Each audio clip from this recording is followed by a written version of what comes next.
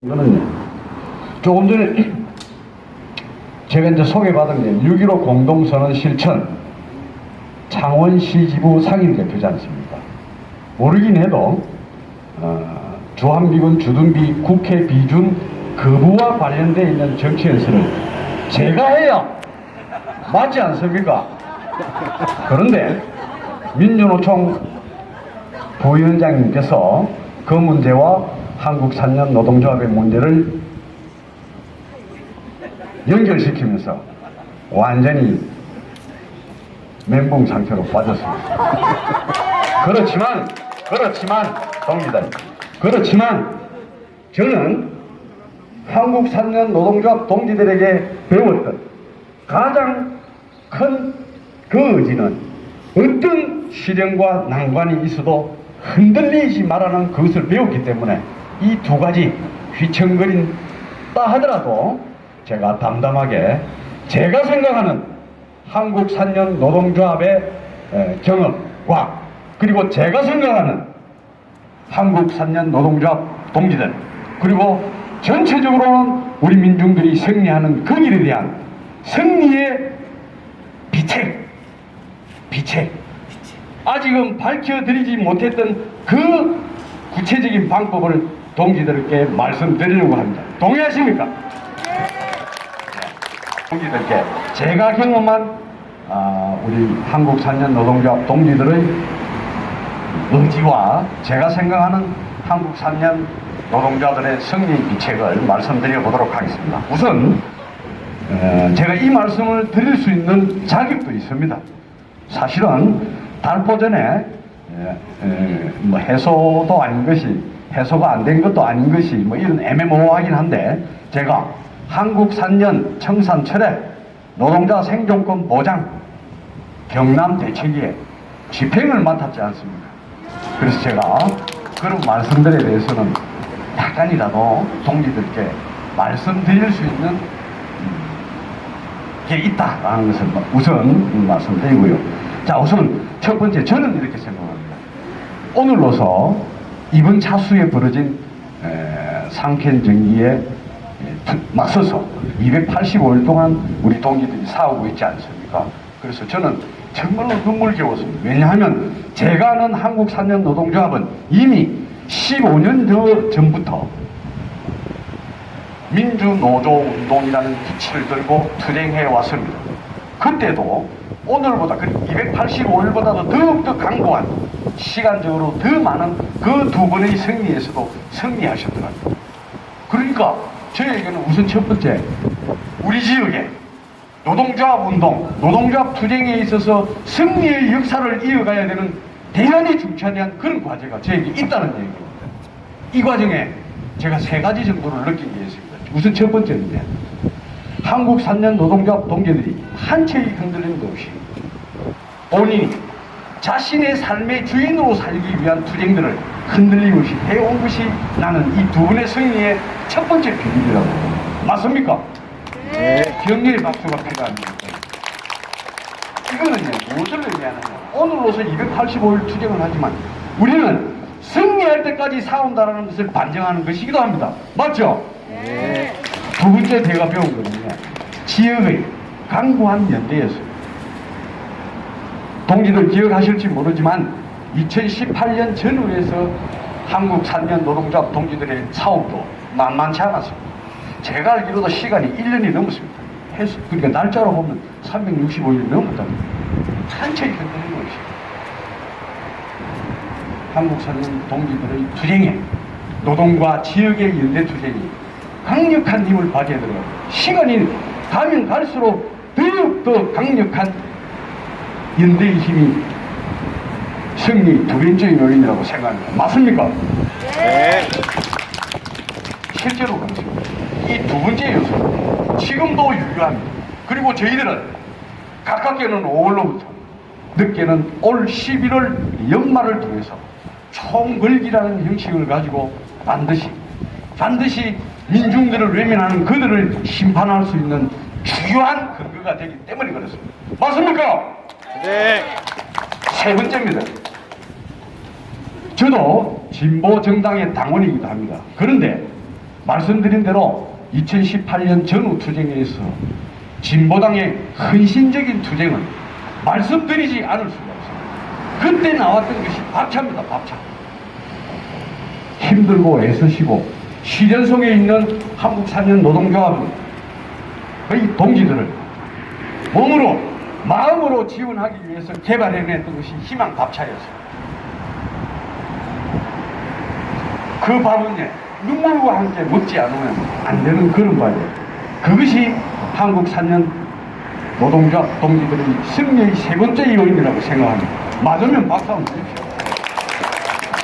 사실은 이게 왜 제가 시간을 좀 뺏을 수 있냐 하면 정치 연설을 중심으로 하는 집회가 돼서 그것도 있다는 말씀드립니다. 자, 그래서 지난한 과정에 있어서 한국 산년 노동조합 동지들의 투쟁은 그런 세 가지 요소로서 필연적으로 승리할 수밖에 없었다라는 것이 제가 경험했던 것이었습니다. 자, 이런 근거를 두고 저는 한국 산년 노동조합 동지들의 한국 산년 폐업에 대해서는 노동조합 동지들께서 이 성격을 규명하신 대로 먹튀, 일본 자본의 위장 폐업이다라는 것을 명확하게 규정하고, 위장 폐업은 우리가 단호히 맞서 싸워야 되는 중요한 근거가 됩니다. 그런데도 불구하고 이러고 무능하면서 이 문제를 현실이라는 이름을 가지고 한다는 것은 이 문제는 모든 문제에 다 해당된다고 봐집니다. 이 문제에 대해서는 반드시 이 문제를 해결하거나 타격해 나갈 때 우리는 승리의 지름길로 간다는 것을 다시 한번 강조드리고요. 또 한 가지 말씀드리겠습니다. 왜 그러면 민주당 사업에서 민주당을 향해서 이러한 투쟁을 진행하느냐에 대해서 말씀드려 보겠습니다. 동지들 기억하시겠지만 우리는 이명박, 박근혜 정부의 정면으로 맞서서, 저희들이 정면으로 맞섰다기보다는 4천만 민중이 이래가지고는 나라 꼴이 행편없다라는 그러한 요구를 적극적으로 받아 안아서 2015년부터 2017년까지 강력한 투쟁을 했습니다. 우리는 이른바 그것을 민중 총궐기라고 합니다. 맞습니까? 이 과정에 백남기 어르신의 죽음을 목도하는 엄청난 슬픔도 맛보았습니다만 우리는 승리했습니다. 그 승리의 결과, 총궐기의 결과로 박근혜를 탄핵하고 새로운 정부를 우리 손으로 세웠습니다. 2017년 5월의 일입니다. 불과 5, 6년 전의 일입니다. 연이어서 2018년 지방선거였습니다. 17개 광역시도에 흔히 말하는 집권 여당이 14군데를 석권을 했습니다. 2018년도에 그런 일이 있었다는 거예요. 17군데 광역시도에 도지사, 시장을 민주당으로서 대개급 민중들이 해드렸다는 말이에요. 교육감도 마찬가지입니다. 17개 시도교육청에서 14군데 진보교육감이 당선됐습니다. 자, 보세요. 2017년도 5월달에 새로운 정권을 만들고 그 다음에 있었던 지방선거에서 압도적으로 그렇게 만들어졌단 말이에요. 이게 2018년도입니다. 2018년도로 멀다라고 생각하시면 작년을 생각해 보시면 됩니다. 정확히 1년 전 4월 그때 180석이라는 제 기억으로는 전무후무한 국회의원 의석을 만들어 줬지 않습니까? 민중들의 요구는 그거였습니다. 한국 산년 문제를 해결하는 것이 정면에 나서지는 않았지만 나라가 이래 가다가는 사단이 난다라는 그런 문제의식을 가지고 책임있게 국가를 운영해라라고 전폭적으로 일러줬던 것 아닙니까? 그런데도 불구하고 도대체 나의 삶이, 나의 노동조합이, 나의 지역이 나아진 게 뭐가 있냐 이 말입니다. 그러니까 우리는 책임을 몰이하면 되고 책임있게 대해라라고 요구할 수 있는 자격이 분명히 있는 건데, 여기 모이신 동기들이 요구이기도 하지만 짧게는 100만 차원 시민들이 요구하는 것이기도 하고, 크게 보면 350만 경남 도민들이 그것을 요구하는 것이기 때문에 그렇습니다. 그래서 민주당의 책임이 있습니다.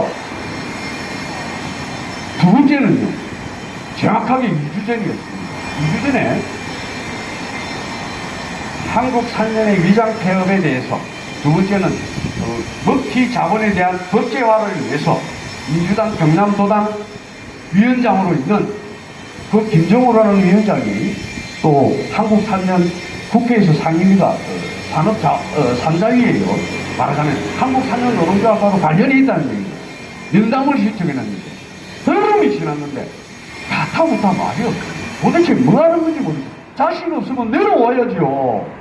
뭐하려고 그걸 붙들고 앉아가지고 사람을 볼병들이냐 말입니다. 이 두 가지 이유 때문에 민주당 사업에서 하는 거예요. 우리가 구걸하듯이 한국 산년을 살려달라는 호소를 하려고 도당 앞에 모인 것이 아닙니다. 너희들에게 분명한 책임이 있으니까 그 책임 있는 일들을 해야 하는 것을 요구하기 위해서 동지들이 모였다는 것을 다시 한번 각인하셔야 됩니다. 맞습니까? 원래 제가 이 말주변이 별로 없는데 오늘 말을 하면서 느끼는 좀 하는 편인 것 같아요. 우리 진보당의 노동자 당대표께서 대단히 웃으시는데 박수 한번 주시죠. 정혜정 동지입니다. 자, 그런 이유 때문에 우리에게 있는 현실론이라는 왜곡되어 있는 것을 반드시 걷어차야 된다. 그리고 민주당은 2017년 이후부터 오늘까지 민중들이 요구한 그것을 전면적으로 받아야 될 책임이 있기 때문에 우리는 투쟁으로 요구하고 있다는 것을 아시고요. 자, 제가 생각하고 있는 그러면 승리의 비결은 뭐냐?